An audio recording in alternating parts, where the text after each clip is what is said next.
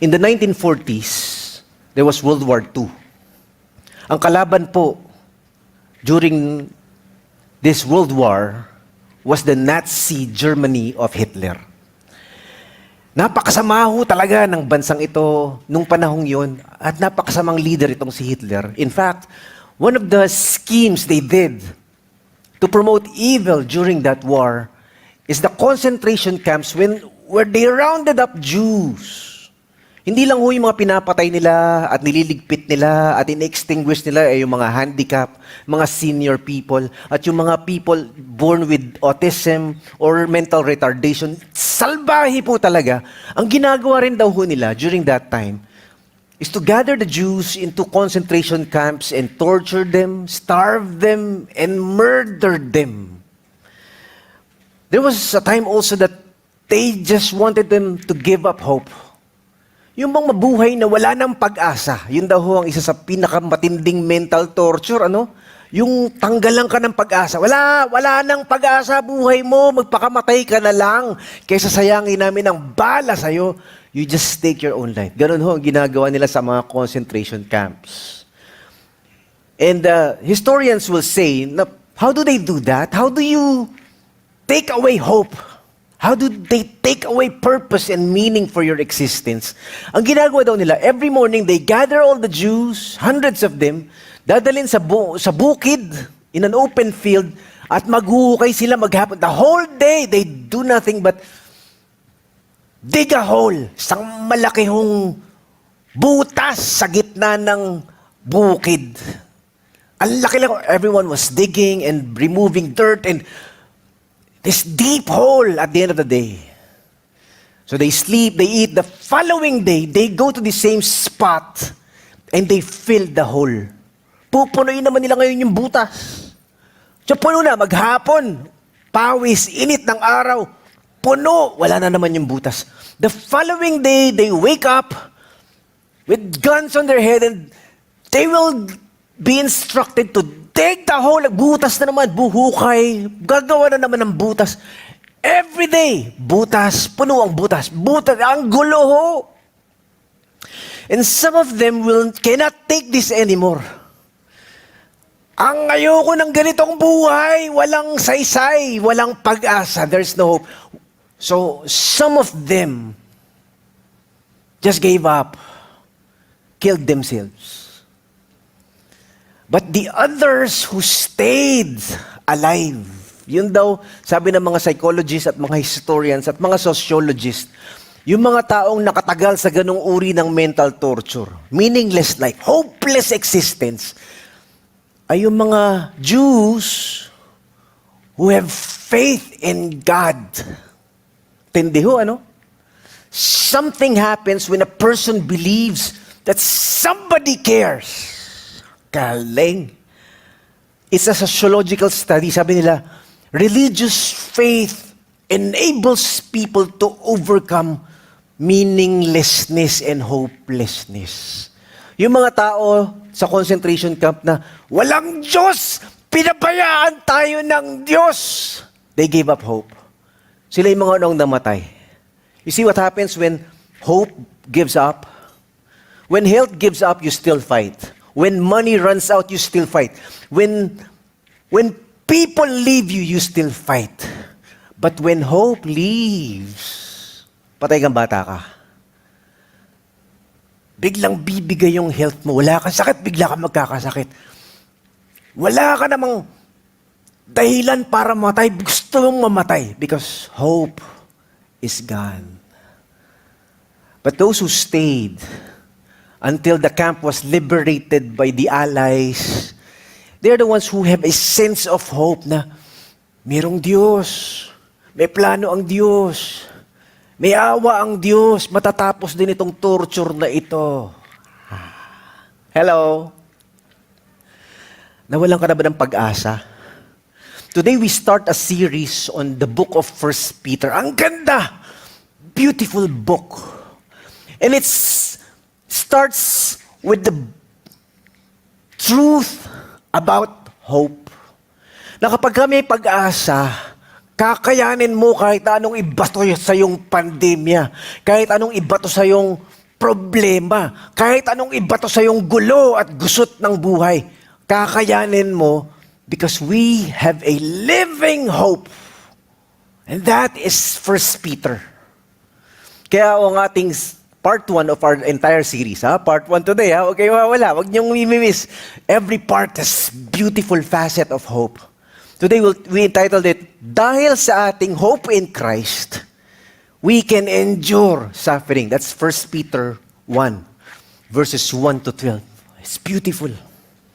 So ito pong 1 Peter has different themes from chapter 1 to chapter 5. Ang ganda ho. One aspect of 1 Peter is this: Christians are chosen in Christ to be a holy nation. Huwag kayong sumabay sa karumihan at basura ng mundo. Do not just flow with the flow. You are set apart, holy. Yan. Another theme in the 1 Peter is Christians are confident of our living hope because we have a living Christ. Buhay si Jesus. Dapat buhay din ang ating pag-asa. Another facet of 1 Peter, through the 5 chapters, is this: Christians are promised heavenly inheritance that can never perish. We have a home that will never fade. We have an inheritance. Someday, for the meantime, everything fades. Oh, ang galing! 1 Peter also talks about Christians are strangers in this world. Tayo daw ay mga dayuhan. Tayo daw ay mga immigrants. We are foreigners. We are aliens and strangers in this planet. Sayo mo nga sa katabi mo, alien ka pala eh. Meron tayong inaasam at inaantay na mas magandang tahanan. We look for a heavenly home. We don't belong. We're passers-by. We're pilgrims. Yun pala ibig sabihin ng pilgrim. A person who on a journey. A person traveling temporarily to this strange place, waiting for a final destination. Ang galing.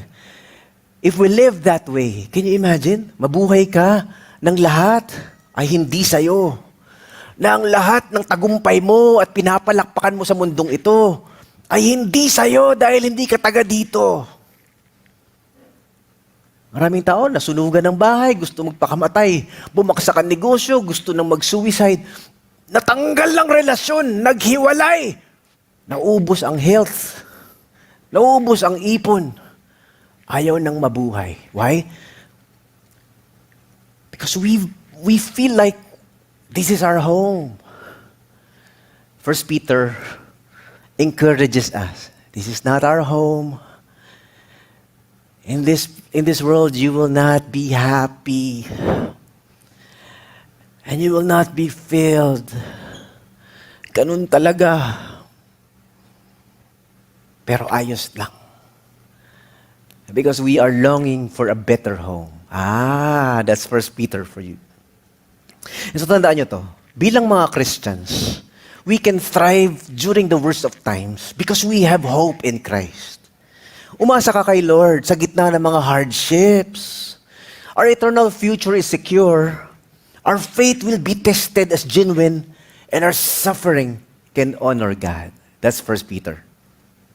So the question for this part 1 of our series is this: how can we endure suffering? Paano nga ba tayo pwedeng magtiis, magtiyaga, at magtagumpay kahit na napapalibutan tayo ng sandamakmak na problema.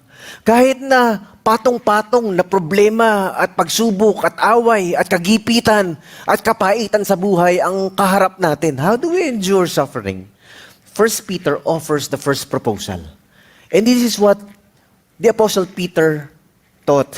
The Christians who are scattered.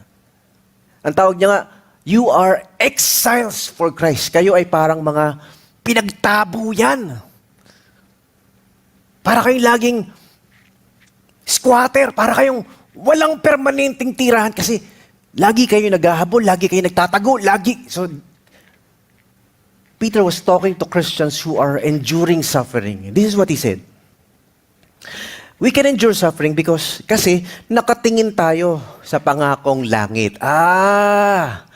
We look forward to a heavenly home. Yun, that's the first encouragement of the Apostle Peter. Sabi niya, our hope in Christ assures us that our eternal future is secure.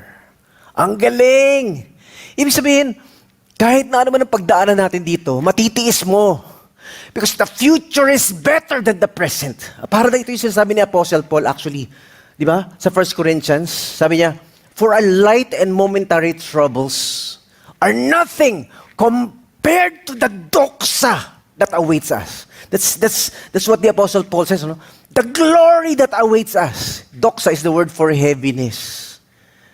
So, ang galing ni Apostle Paul, sabi niya, this light and momentary troubles, ito mga magagaan na mga problema grabe si Apostle Paul, itong magagaan lang yan compared to the heavy, heavy, heavy glory that awaits us all. This is also echoing of Peter.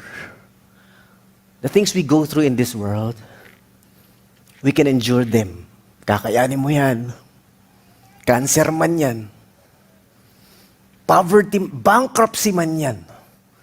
Breakup man yan. Dadaan tayo lahat dyan. Pero kakayanin mo. Because the future is brighter if we endure. Ang galing. Ang galing. Kaya, this is parallel to the book of James as well.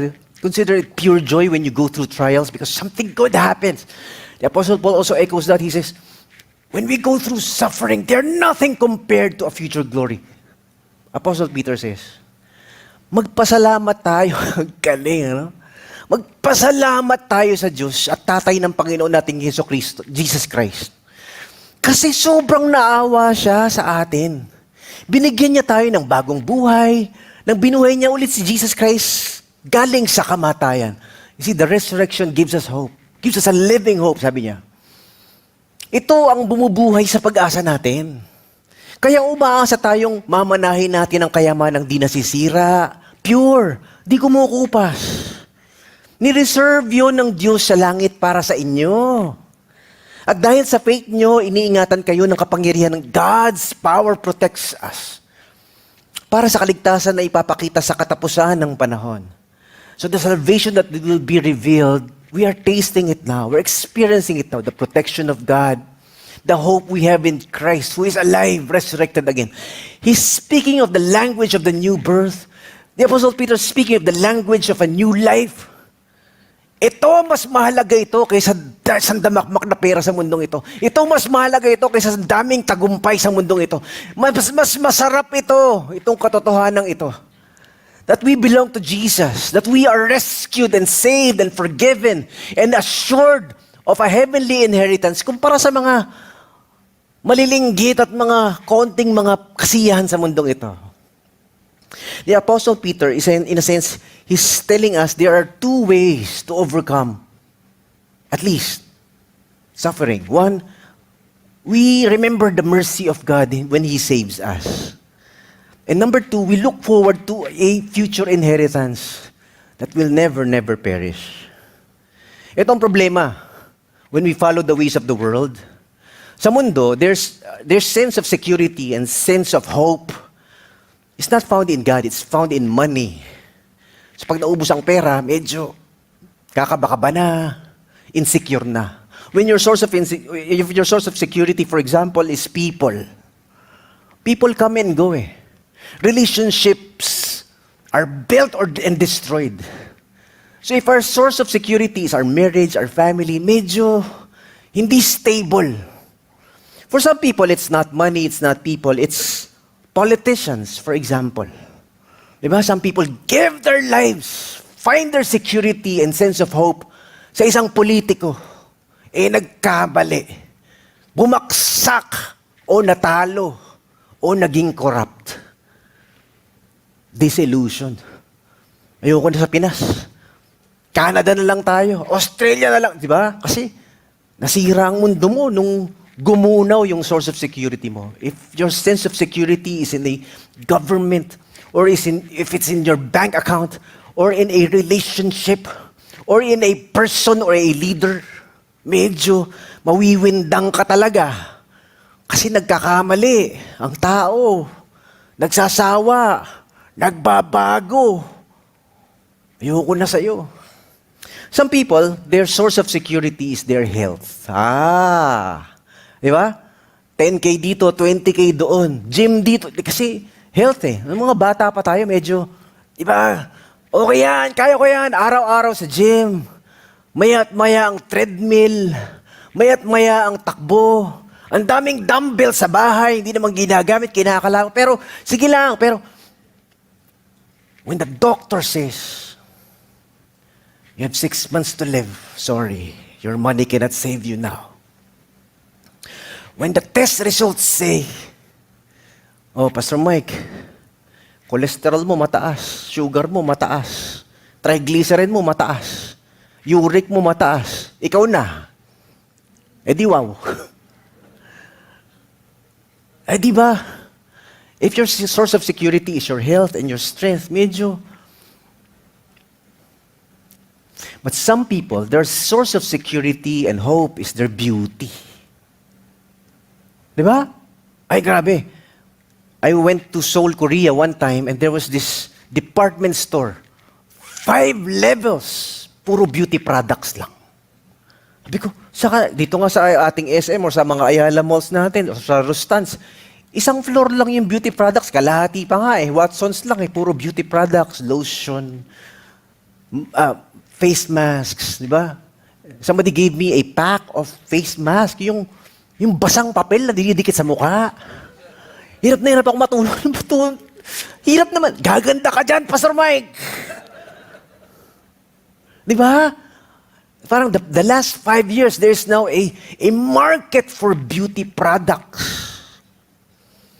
Di ba? Somebody gave me, some of you know, somebody gave me a gift. Pastor Mike, napanood niya yung aking video.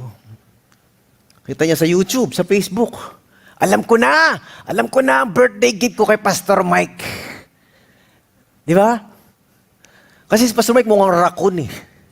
May dark circle yan eh. So, tatanggalin ko yung eye bag mo, Pastor Mike. So, punta ako sa clinic niya. Yun ang work niya, no? Parang, ano tawag doon? Aesthetic doctor or something. Sabi ko, hindi mo masakit? Hindi masakit yan. Aray! Ako, umiyak ako. Ini-injection eh. Pastor Mike, anesthesia lang. Anesthesia pa lang pala. Beauty. And so there was this story of a young lady. Maganda naman siya. Pero hindi siya happy sa itsura niya. So, she was obsessed with becoming more beautiful. Nagpaputi. Di ba? Ano ba tawag doon? Melatonin injection or drip. I don't know. Tapos, yung ilong ko matangos, pero patulisin mo pa yung nakakasugat at talagang, yung cheekbone ko, patulusin mo nga, yung baba ko, pahabain mo nga, lahat, ang ganda, no? So, ang tawag nila doon, cosmetic surgery. Tinan mo yung katabi mo, tinan mo nga, ikaw ba nakapag-cosmetic surgery ka na? And so this person, this beautiful lady, became more beautiful. Ganda na eh, ganda na nga eh.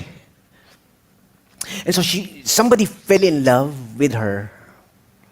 Sobrang ganda niya. They got married and they had a baby. Ito problema. Hindi niya kamukha yung baby. Kasi yung baby walang cosmetic surgery eh. So sabi ng asawa, ba't yung anak natin hindi kasi ganda mo? Ba't ganito itsura ng baby na Umamin. Sweetheart, ito itsura ko noon. Pinakita niya yung old photo niya. This is how I really originally looked like before my surgery.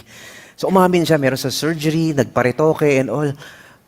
Galit na galit yung husband. Beast mode, umuusok ang ilong, umulus ang hindi ito pinakasalang divorce. So some people, their security is beauty. Beauty fades. Beauty does not last.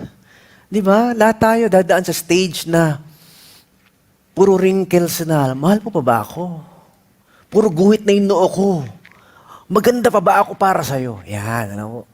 We feel very insecure in this life if our security is money, relationships, people, politicians, our health, our strength, our beauty. So the Apostle Peter is telling us our true, genuine, authentic security is in a good God and in a good place. Galing, ha? One day, we will go home. For the meantime, we are aliens and strangers and pilgrims in a foreign land. That's amazing, ano? Our living hope. Our living hope is found in Christ. And we are guarded by the power of God. Kaya kakayanin daw natin ano man yung ating hinaharap na problema sa mundong ito. Are you going through difficult times? Are you going through tough times? Is your heart broken? Are you disillusioned? Thinking that everything will be okay, but it did not turn out to be okay? Apostle Peter is encouraging us today. Don't give up. You can endure. Because we have a living hope in Jesus Christ. Ito yung pag-asa lang natin. It's not people. It's not trophies and medals. It's not even our own achievements or health or strength or beauty. This is the second reason. Ang galing. Chapter 1 of 1 Peter gives us the second reason why we can endure suffering in this world. And this is what he says. Yung una, sinasabi niya, nakapako ang ating tingin sa pinangakong langit. Pangalawa, sabi niya, kasi nagagalak tayo na tumitibay ang ating pagtitiwala. Our faith is becoming stronger when we go through fire. Our hope in Christ allows our faith to be tested as genuine. That means God allows us to go through pain and suffering and challenges and turmoil and pandemics in our lives because He wants our faith to be solid, pure gold. Ang galing! Yung pinapanday at nililinis ng Diyos lahat ng basura, tinatanggal niya lahat ng pangit na ugali, binabaklas niya lahat ng yabang, at pinapalinaw, pinapapanday, pinapalinis, pinapatibay niya yung pagtitiwala mo sa Panginoon. Kaya merong mga challenges and problems that we go through. Tignan nyo, verses 6 to 9 says, dahil dito, magsaya kayo, eto na naman, find joy in the trials you go through. Magsaya kayo kahit nasa sandaling panahon, temporarily, ay kailangan nyo munang makaranas ng iba't ibang klaseng pagsubok. Ha? Iba-ibang klase? Dami pala niyan. Kailangan yan para mapatunayan kung gaano katotoo ang faith nyo. Yung gold nga kahit nasisira, kailangan i-dance yun sa apoy. Pero mas mahalaga pa sa gold ang faith nyo. Kaya kailangan talagang matest yan. At pagkatapos, mabibigyan kayo ng papuri, kaluwalhatian at karangalan pag ni-reveal na si Jesus Christ. This is amazing. The Apostle Peter says, something beautiful happens when we go through suffering and pain and challenges and trials in this world. Not only that, when you endure, when you overcome, when you find yourself stronger, you will be honored by God when Jesus Christ is revealed. Mapaparangalan kayo sa inyong pagtsatsaga at pagtitiis pagka si Jesus ay nagpakita ng muli. Ang ibang klase, no? He's even mentioning something like, si Jesus nga, hindi nyo nakikita, hindi nyo naririnig, hindi nyo nararamdaman. Pero mahal nyo siya, nagtitiwala kayo sa Kanya. That kind of faith deserves honor. Sabi niya, di nyo pa nakikita si Jesus at hindi nyo din siya nakikita ngayon. Pero mahal nyo siya. At naniniwala kayo sa Kanya. Kaya di kayang i-describe ng mga salita kung gaano kayo kasaya. Kasi tinanggap nyo na ang bunga ng faith ninyo, ang kaligtasan ng buhay ninyo. In other words, he's saying, you know what your salvation did? You know what the grace and mercy of God did to you? You trust Jesus no matter what. Whether you see Him or not, whether you experience blessings or not, whether you go through pain or joy, mapait man o matamis, masarap man o mapait, o masakit, mahal niyo si Jesus. So the Apostle Peter is saying, sa lahat ng mga Christians who are scattered, we're aliens and strangers, we don't belong to this world. Kapit lang, tiis lang, ganun talaga. Aawayin kayo, ibubuli kayo, paparusahan kayo dahil kay Jesus. Then he's saying, but something beautiful is happening. Tumitibay ang faith nyo, parang gold, dumadaan sa apoy. At hindi lang yan. You trust Jesus Even though you don't see Him, you love Him. The greatest joy of the Christian life is not blessing or healing or prosperity. It's about the blesser, even without the blessing. It's the healer, even though there's no healing. Lord, ikaw lang. Masaya na ako. Kahit wala itong mga ito. That's 1 Peter. You don't see Jesus, but you love Him. You don't see Him, but you trust Him. That is the secret to hope. That is the deeper secret to joy.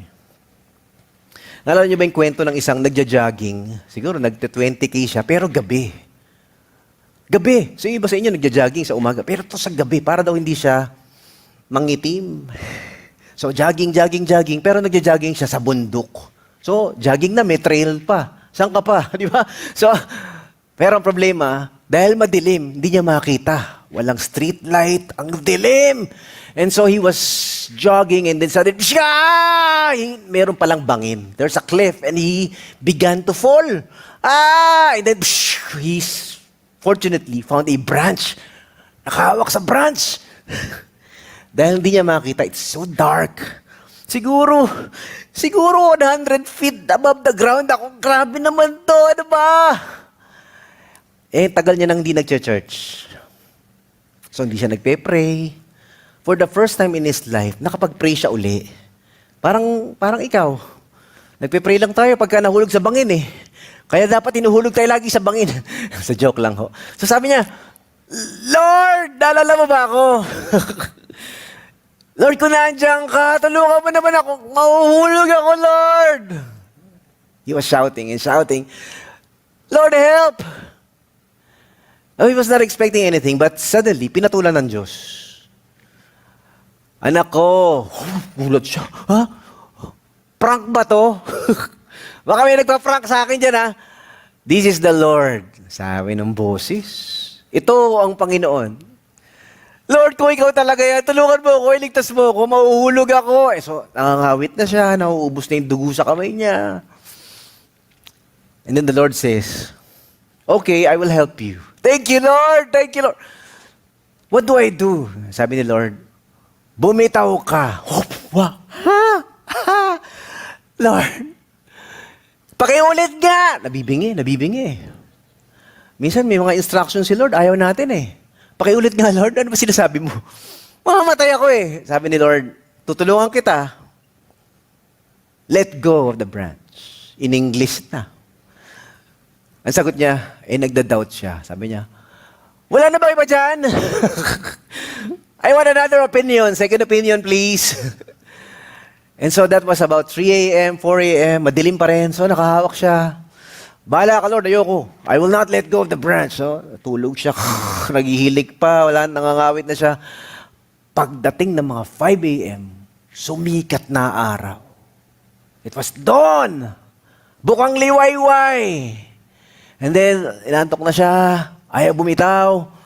Pagdilat ng mata niya, he's 5 inches above the ground. Sabi sa'yo, bumitaw ka eh. Bumitaw siya. Sorry, Lord. Hello? Sometimes faith is tough. We have to go through some difficult, sometimes unexplainable experiences. Bakit ba nangyayari ito, Panginoon? Ayoko nga. Ikaw na lang. But He knows better. That's faith. Lord, I don't know, but You know. I trust You. Hindi ko alam, Lord, ba't nangyayari ito? Pero magtitiwala ako sa'yo. Some of you know the story of my wife. My wife went through a lot of pain. As a child, as a teenager, growing up, until today, she's almost in pain every day. Ang apelido niya nga, pain eh. Hindi niya. Akarino, no? My wife had a broken family. His dad had many mistresses. Ang dad niya kasi overseas Filipino worker, so kung saang bansa mapunta, may karelasyon. No? So her mom and dad separated. And then, on top of that, she had many romantic relationships that broke her heart. She was abused and she was in pain emotionally, romantically. Grabe, no? And today, she has a sickness that has no cure. It's an autoimmune disease. Ang autoimmune disease, walang cure, walang gamot dyan. You know what she's doing today? What her ministry is? Her ministry is helping people in pain. Oh! She's into counseling. She's into companioning. She listens. And you feel a sense of comfort for a 1-hour session with this woman. Iba talaga, no? Pag pinadaan ka ng Lord sa mga sugat at mga problema at mga pasakit. Kasi may dahilan pala. Your wounds are meant to be healing for others. Amen? Hello? Kasi pag may pinagdadaanan ka, huwag ka magtampo, huwag ka magduda. Kasi, Lord, baka gagamitin mo ito to encourage others, to bless others. And that's what the Apostle Peter is telling us. Sometimes we do not know, we cannot see the Lord, but we trust Him all the more. He knows better than us. Amen? Palapakan natin ng Panginoon. Thank you, Lord. Praise God. Praise God.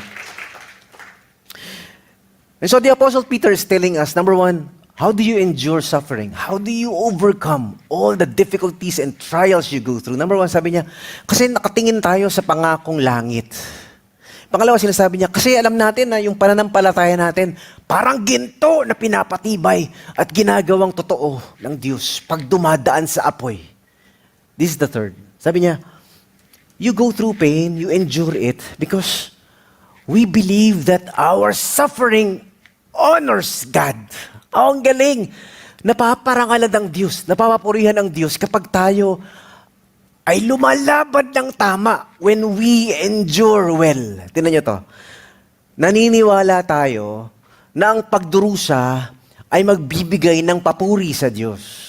Our hope in Christ accepts that our suffering honors God. Ibig sabihin, Lord, itong ginagawa kong pagtitiis at pagtsatsaga ay nagbibigay papuri at parangal sa iyo. People can see that when you struggle and when you suffer, Christ is glorified. Ang galing! Nakakita na ba kayo ng mga cancer patient who instead of grumbling and complaining and throwing shoes at everyone in the hospital, they serve, they smile, they show kindness in spite of the pain they go through. That's Christ.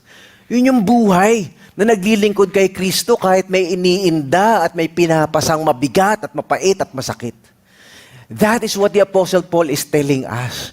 That we can honor Christ. Ang papuri sa Diyos ay sa pamamagitan din ng ating pagdurusa. Kasi akala natin, worshiping or honoring Christ, kailangan masarap lahat, masaya lahat, okay lahat. Hindi necessarily. Sometimes, the best way to honor the Lord is when we are broken-hearted. Lord, sakit. Walang yasya, Lord, ayoko na. Pero I praise you. Or when we are in a funeral, Lord, ang sakit. But you give, you take away. Bless your name. Or in a hospital, Lord, di ko na kaya. Ano ba? Wala bang gamot dito, Lord? Pero Lord, I praise you. And I honor you. That's 1 Peter, When we suffer well, yung problema na hindi maayos-ayos, yung relasyon na hindi maayos-ayos, yung yabang na hindi matanggal-tanggal, yung tao na hindi umalis-alis sa buhay mo, gulo-gulo. 1 Peter says, nakakaingit nga kayo Kasi kayo, tinuturuan ni Lord, ginagabayan ni Lord, kahit na marami kayong pinagdadaanan. Ang galing, sabi ni Peter, yung mga prophets sa Old Testament, naiinggit sa inyo. Kung mayroong mga prophets, pinapanood daw yung mga Christians today, sasabihin, sana all. Kasi hindi na naranasan si Jesus Christ Tayo lang. Pati daw mga anghel, did you know that Jesus Christ did not die for angels? Kaya the demons in hell, fallen angels, have no pardon for sin. Jesus Christ died only for human beings. So yung mga angels daw, naiinggit sa atin. God gave salvation to human beings. Sana all. Tinan niyo to. Nasa Bible ba yun? Ito. Sabi ni Apostle Peter, yung mga prophets na nag-preach tungkol sa kabaitan ng Diyos, na ibibigay sa inyo, hinanap at inalam nila ang kaligtasang ito. Kung paano mag-suffer si Christ at pagkatapos ay paparangalan si Christ. Narinig niyo ang mga katotohanan ito ngayon sa tulong ng mga taong nag-preach sa inyo ng magandang balita. The prophets were looking for this, looking forward. It's like all they can see are shadows. Foreshadowing. Puti pa sila. They experience the Savior. Tayo, hanggang antay na lang. And then, pati mga angels, gustong-gusto nilang maintindihan ang mga katotohanan ito. Even the angels, they're looking for this kind of mercy and love and salvation that only believers have. Ang galing. So the Apostle Peter is telling us, when we follow the sufferings of the one who suffered more, hindi nyo ba alam na si Jesus Christ nag-suffer, nag-endure ng pain, and then He was exalted and He was honored? Kayo din! Kaya nyo yan! Kung si Jesus nga binugbog, dinuraan, minura, pinahiya, hinubaran, tinraidor, binetray. Nabetray ka na ba? Sakit Pinagkatiwalaan mo, ilalaglag ka. 30 pieces of silver. Yung inaasahan mo, nasasamahan ka hanggang huli. Nagtakbuhan pa. The Apostle Peter is saying, kung paano nag-suffer si Christ, you suffer too. And then Christ was honored. You will be honored as well when you suffer well. Alam niyo ba na merong tinatawag na good pain at bad pain? Pastor Mike, kala ko lahat ng pain demonic, lahat ng pain evil, lahat ng masakit dapat hindi na. No. There are good pain. For example, exercise. Sakit sakit na ng muscle ko katakbo kakabuha. Hindi naman pwedeng, Lord, 20 pounds, nakahilata ka lang. Lord, I pray, 20 pounds, miracle, Lord. Hindi pwede. Kaya tumakbo That's good pain. Studying is good pain. Di ba? Naalala nyo nung high school tayo, you have to memorize. Ngayon, updated na. The table of chemical elements. Tatay ko na, may pamalo. Memorize mo yan. Nung panahon namin, konti pa lang yung mga chemicals. Ngayon, ang dami na, may mga compounds pa, may memorize ng mga bata. Di ba? CO, carbon, H, hydrogen, N, nitrogen. Di ba? AU, gold, AG, silver. Naku, magkamali. Mali! Ulit. Gusto ko na sabihin ko sa tatay, ikaw nga, hindi mo alam Di ba? Pero hindi ka papasa pag hindi ka dumaan sa ganong uri ng mental pain. Hello? Di ba? Good pain. Heartbreak is good pain. Di ba? Nagkahiwalay kayo. Next time around, mas matalino ka na. Hindi mo na sinasagot yung mga mokong. Di ba? Hindi ka na naliligaw ng... You become wiser when you are broken-hearted. Pag naswindle ka, na-scam ka, hindi ka basta-basta pumapasok sa mga investments na shady. You become wiser. Work stress is good pain. You become an excellent worker, an excellent business person when you go through stress and hard work. Pero meron din mga bad pain. These are the pain that causes us hopelessness. It leads you to depression and discouragement and despair. Lord, parang ayoko na, hindi ko na kaya. That's bad pain. The Apostle Peter is saying, good pain, bad pain, you can endure it. Why? Because we don't belong to this world. We are longing for a better home. 2, your faith is like gold. Dadaan sa apoy para pure. And 3, he's saying, when you endure well, like Jesus Christ, you will be honored and exalted. Well done, my good and faithful, not perfect, faithful servant. Ay, ganda. That's 1 Peter. Tandaan nyo to. Bilang mga Christians, we can thrive during the worst of times because we have hope in Christ. Umasa ka kay Lord sa gitna ng mga hardships. Because our eternal future is secure, our faith will be tested as genuine, and our suffering can honor God. O, alam nyo na, ha? This is chapter 1. We endure suffering because nakatingin tayo sa pangakong langit. Nagagalak tayo na tumitibay ang ating pagtitiwala. At naniniwala tayo na ang pagdurusa ay magbibigay papuri sa Diyos. Kahit masakit, kahit mahirap, kahit mabigat, kahit mapait. Let's all stand. Let's pray. Tayo po'y manalangin. Lord, salamat po sa paalala at sa mensahe sa amin sa araw na ito, sa umagang ito. Na ano man ang pagdaanan namin sa buhay na ito, good or bad, joyful or painful, matamis man o mapait, pangit man o maganda, we can trust you. We can hold on to you. We can believe that you are good even when life is bad. Panginoon, tulungan mo po kami. Teach us, Lord, to endure suffering because we have hope, not found in money or relationships or people or politics or health or beauty or strength or achievements, but a hope that is found in a living Christ. Buhay si Jesus. At ginagabayan kami ni Jesus. At kasama namin si Jesus kahit ang sakit-sakit at kahit ang hirap-hirap ng aming mga pinagdadaanan sa mundong ito. May pag-asa. Hindi kami susuko, hindi kami bibitaw, at hindi kami bibigay. Dahil nandiyan ka. Thank you, Lord. Thank you, Lord.